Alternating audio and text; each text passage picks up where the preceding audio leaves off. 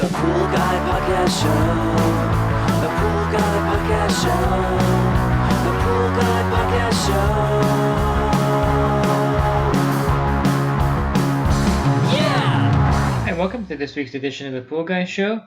Today I'm going to talk about the flow of your pool and what can cause it to have no flow or obstructed flow. So I'm going to try to go over as many things that will cause your pool to have poor circulation in this podcast. And this podcast is brought to you by InyoPools.com. Inyo Pools has been helping pool owners find the right pool parts since 2001. With over 50,000 pool parts in stock, order online today and have your parts delivered right to your door. And the podcast is also sponsored by Riptide Pool Vacuum. The Riptide is a powerful vacuum system that will get large debris off the bottom of your pool rapidly. So if you do pool service, this would be a great tool to have. If you're a homeowner and you live in an area with a lot of wind, you can also order just the battery box and the vacuum head, and it might be a good purchase to have if you live in an area where you get a lot of leaf debris in your pool. You can learn more about the Riptide Pool Vacuum System at www.riptidevac.com. So I run into this often on my route where I'll get to an account and it looks like the pool has been running well. There'll be a lot of surface debris, a lot of dust on the surface, and so I have to troubleshoot to find out why the pool is not flowing. So I'll start with the first and most obvious. We're heading towards a windy season here in California, and other parts of the country are also going to experience this. Here in California, we call it Santa Ana wind. So one of the things that happens is that there's a lot of leaf debris in the pool. So the first thing I always check for is to make sure that the skimmer basket isn't clogged up with debris. Sounds simple, but it's something that a lot of people miss when they're doing their service of their own pool. Then, if the skimmer basket looks fine, I'll check the pump basket to make sure that it's free of debris. And depending on the type of pump you have, depends on how badly it gets clogged up with even a small amount of debris. If you have a Jandy E-pump, the basket just in that area where the impeller is at will get clogged up with small little particles of debris, and that will actually slow down the flow of the pool.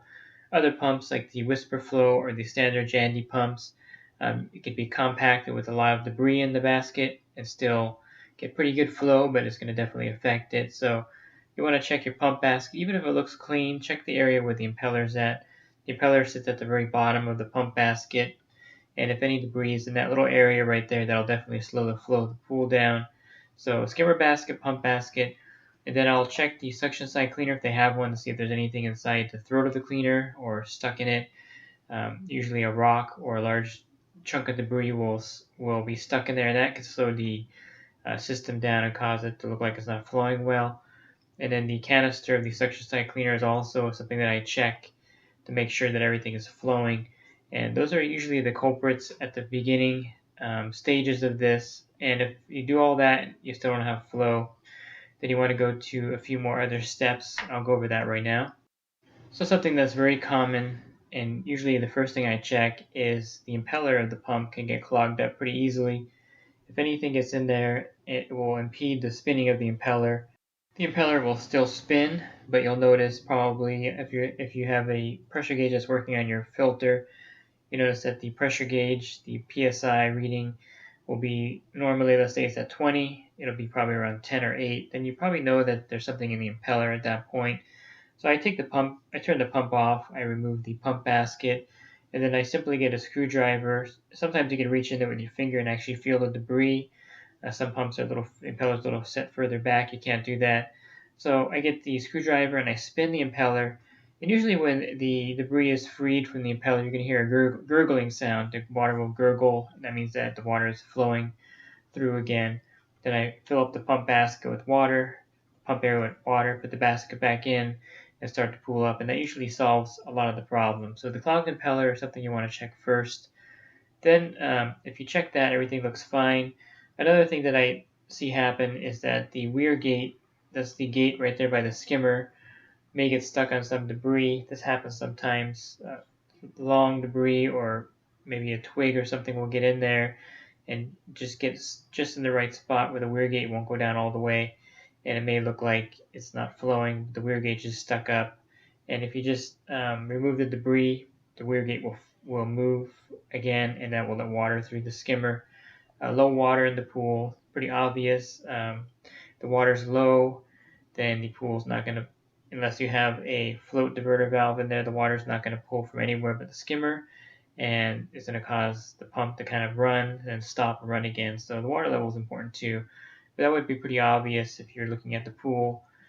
Then you would have a suction leak somewhere in the line, usually right around the pump area of the pool, usually at the discharge and intake. If the pump gets hot and overheats, sometimes the discharge will melt slightly and the intake also melts, but you'll notice more of a leak on the discharge of the pump than the intake. So you'll see maybe little drops of water coming from the top of the pump, and that means there's a suction leak in the pool, and that could cause the pool to not prime properly or have the proper flow. So check that also. It's an air leak will cause that, and usually that's right at the top of the pump or in front of the pump coming into the pump. Right in that threaded area of the top of the pump or the threaded area of the front of the pump. And to fix this, you would just replumb the pump, the front and the top of the pump. That'll fix any kind of suction leak. You may have the O-ring in the pump lid is also a very common problem, and believe it or not, that's very simple to fix. You just simply change the O-ring, or you can lube it up really good with magic lube. It's a good lubricant to keep it from causing problems. So check the pump lid O-ring. If it looks really flat or old, cracked, replace it with a new one, and that solves a lot of problems too. So for me, I think the two basic things that I always check and usually solves the problem is the clogged impeller, and then I will change the pump lid O-ring, and that usually solves the problem in most cases. I have run into the problem. Usually it's on the Hayward Super 2 pumps where the diffuser melts. The Super 2 runs hot, may run out of water in the pool, and the diffuser in that will melt and warp, and that will cause the pool to have weird flow issues, because basically the diffuser kind of pulls the water in to a small area, and that's what gives the flow to your pool, is that diffuser pulling the water into a pinpoint force. And if that's not working properly, you're going to have some flow issues with that. It's not super common, but it's something to look for too. If you're trying to isolate a problem and you can't figure out what's going on, you've checked for a suction leak, you've checked the impeller, you've changed the pump lid O-ring, and you're still having a lot of air, what seems like air inside the pump, then it could be the diffuser of the pump, and you can just simply replace that part. It's pretty easy to replace, so replace that. Another thing that you'll run into is air in the line. So this happens a lot if you have a filter that's far from the pool and you don't have a check valve in front of the pump. So what will happen is on occasion, if you're cleaning the filter or if the pump were to run dry, there will be a pocket of air in the line, and that will cause the pool not to flow. It basically just won't be running at that point. So there's a couple things you can do to get the air out of the line. One trick that I have a video on that I show is if it has an attached spa, I'll put it in spa suction, and then I'll slowly turn the Jandy valve back to pool suction, and you'll see the air get in the pump, then you turn it back to spa, and you kind of do this until you kind of get to where it's sucking from the spa and also the pool, and that generally will get the air out. Once the air is out, you can turn it all the way back to pool suction. If there's no attached spa, you can use a drain bladder, put it in the skimmer, turn on the garden hose with the drain bladder. The drain bladder is a device you can get at the hardware store. It blows up like a balloon, keeping all the kind of making all the water flow in that area, stopping anything from getting out behind the pipe. So use the drain bladder, turn it on, and let the pump fill up with that. Then you want to turn on the pump. Sometimes it's good to have two people. Then you want to turn off the hose where the drain bladder is at. If you fail to do it at the right time, the drain bladder could explode or be pulled off the hose. A lot of things can happen. So use the drain bladder with caution. I personally prefer the cloth ones. Those seem the most durable. They're super expensive. They're like $40 for the cloth version of the drain bladder, but those are the best drain bladders that I've found. If you have a pool with valve actuators and you have an attached spot, you can still do the same trick. There's a switch on there.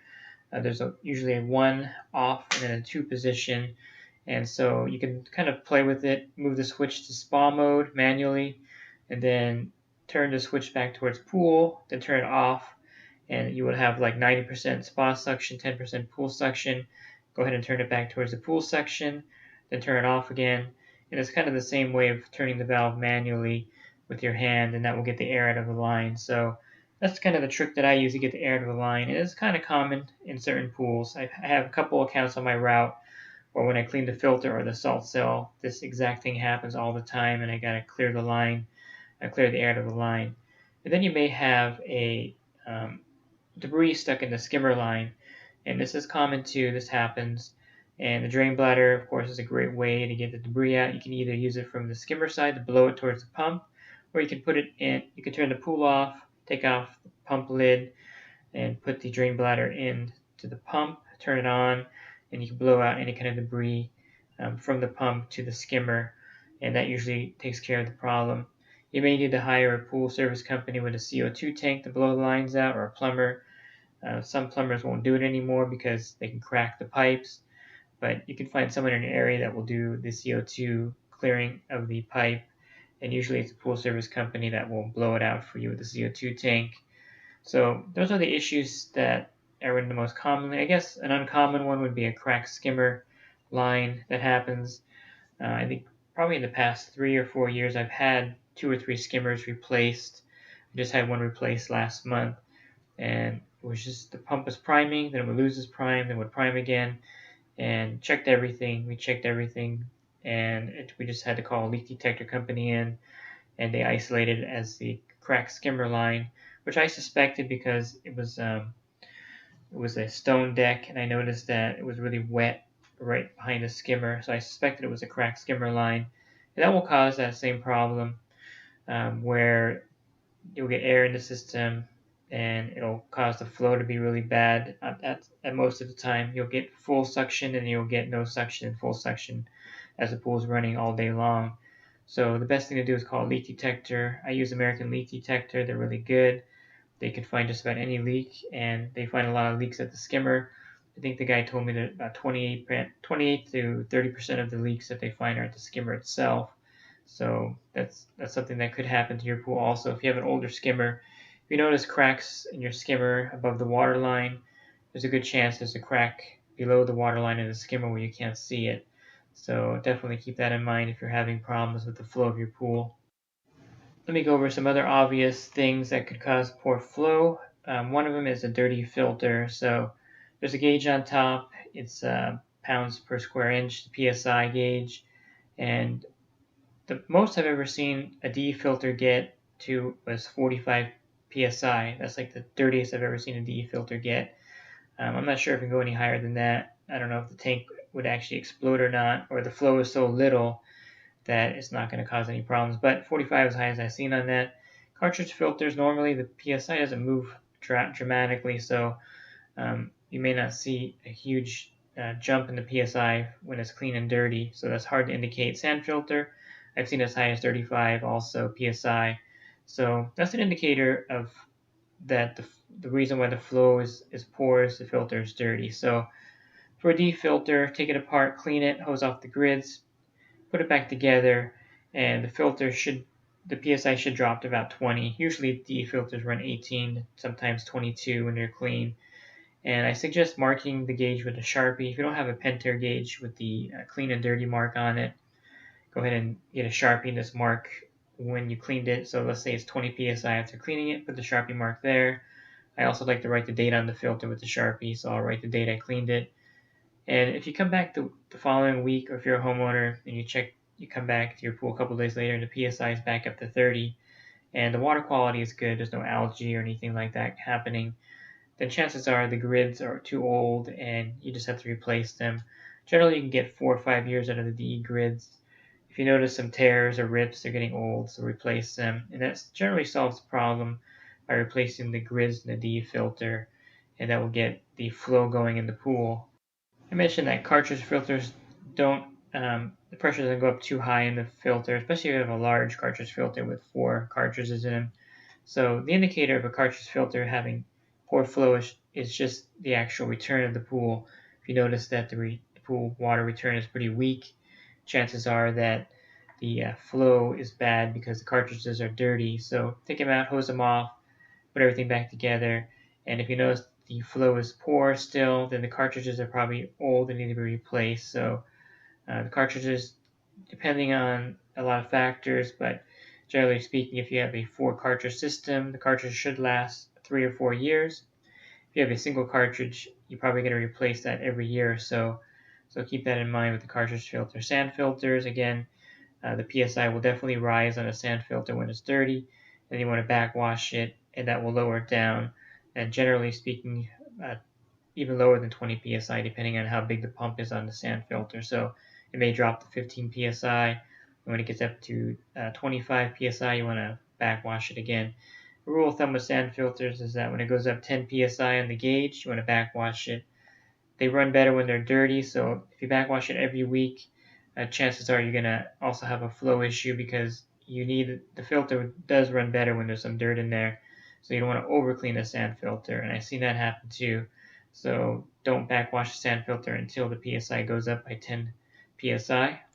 And I've also seen poor flow in a sand filter if they have too large of a horsepower pump on the sand filter. So keep that in mind too. If you're having a pump replaced, you don't want to go any higher than what the builder put in. Sometimes builders will actually put in too big of a pump to begin with.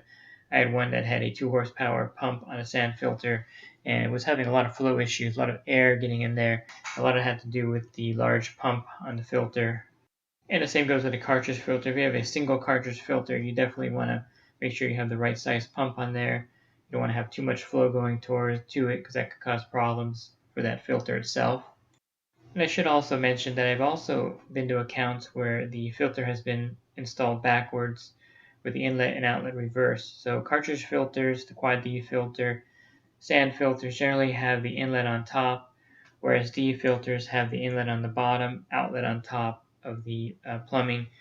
So a lot of times someone will replace their DE filter with a quad DE filter and not realize that the inlet is on top and not the bottom. Pentair has done a great job of labeling this. They have like these gigantic warning labels on the filters now, so it doesn't happen as often, but in the past would happen all the time. And the cartridge filter also, customers will replace their DE filter with a cartridge filter. I'll know right away that something is wrong when I get to an account and there's a backwash valve still on the plumbing and there's a cartridge filter connected to it. I can almost guarantee that the inlet and outlet weren't reversed. So what will happen is that the filter will not fill up with water. You'll notice this if you have a cartridge filter, only the 1/4 of the bottom of the cartridge are getting dirt on them. The rest are clean, and that means that your cartridge filter was installed backwards. Not very common, but something I should mention in case you run into that and you're wondering why the pool is not flowing well. Could very well be that the new filter was installed backwards. And I've had customers panic when they get out to their pool and they see that the filter gauge is showing 0 or showing really low, and sure enough, the filter gauge is broken. Sometimes they'll get stuck at like 10 psi when you turn off the pool. When you turn the pool on, it'll be at 40 psi. So it may look like the flow is bad when it's actually just a broken gauge. So that's something that I run into also, that there's a broken filter gauge, and of course you can see right away that the pool is flowing really well, and it's just the gauge that's broken. So that's a really simple thing to fix. Now there are some things that can happen on the return line of the pool that would cause poor flow. One would be a salt cell with a lot of buildup, and this will cause flow to be restricted going to the salt cell itself. I've seen this happen when there's a tremendous amount of buildup in the salt cell, and this will restrict flow, causing back pressure. The filter, the PSI gauge will go up pretty high. If your filter's clean, and normally at 20, with back pressure it may go up to 30 or 35. So simply cleaning the salt cells will solve this problem. Broken check valve in the return side also would cause this. I see this a lot with the old Ortega check valves. The flap will break off, causing some restriction in the flow. It happens also with the Jandy check valves. If they get really old, the flap may break, the spring on there, and they may not work. They may actually restrict the flow of water. So check that also. If you can actually hear, in most cases, the check valve malfunctioning. If you listen carefully to the equipment when it's running, you'll hear some noises coming from the check valve itself. I've had occasions where heater parts will break off and clog the return line. Not very common, but it could happen, and it does happen. And the last thing I'll mention is if you have a return side cleaner like a Player 360, sometimes the screen will get clogged up. If you clean the filter, and don't clean the screen of the cleaner. I always like disconnecting the Polaris 360 from the return line when I clean the filter to prevent that. And also, you may have too much suction going towards the return line cleaner. You may want to open up some return lines to give the pool more flow. Again, that will cause back pressure. You'll notice that the PSI will rise because the water is not flowing into the pool quick enough, and it builds up into the filter. And it could be dangerous. Back pressure could cause the filter lid to actually explode off of there, but that's pretty rare also. If you have a in-floor system with a caretaker, there's also a screen inside the caretaker that could get clogged up with debris. That normally happens also when you clean the filter. So always check that to make sure that the caretaker screen is not clogged up with debris. So those are a lot of the things that I'll run into that will cause poor flow in a pool, either from the suction side or the return side of the pool or the filtration. So keep that in mind when you're troubleshooting your pool for poor flow. Start with the basic, kind of work your way all the way down through. And if you can't figure it out, definitely call a professional leak detector in, and they'll be able to isolate the problem for you. Could be a bad Jandy valve, could be anything that would cause the problem, and the leak detector company will come out and check it for you. Just be forewarned that they're really expensive. I think the American Leak Detector charges $400 to pressure test the lines and to isolate the problem. So any other companies are pretty similar in price. So it's going to cost you a pretty penny to have a professional leak detector come out and look at your system. But you may get to that point if you can't isolate why your pool is not flowing correctly. So I hope you found this podcast helpful. If you're a homeowner looking for more resources, please go to my website, swimmingpoollearning.com. I have an ebook and a print book available that has a lot of these resources in there. And if you do pool service, you can also go to my website at swimmingpoollearning.com. I have a coaching site that I created. I also formed an official national association through the coaching site. The members in my group are now called Swimming Pool Service Pro Association, and this is a group of, right now I have over 125 members and growing. And one of the good benefits of joining the group is that you get 10% off your general liability insurance through SPPA. You also get 10% off the Riptide cleaner. I have this really great group going, group chat and group me, and there's a bunch of pool guys and gals in there posting questions, answering questions in there. You can also text me directly or call me. So there's a lot of great benefits for joining the group. You can learn all of that from my website. You can click on the link in the homepage that says coaching, or you can click on the link for the association, and both of them will take you to the page where you can sign up for that. So I hope you found this podcast helpful in troubleshooting any kind of flow issues with your pool. Have a great rest of your week, and God bless. The Pool Guy Podcast Show. The Pool Guy Podcast Show. The Pool Guy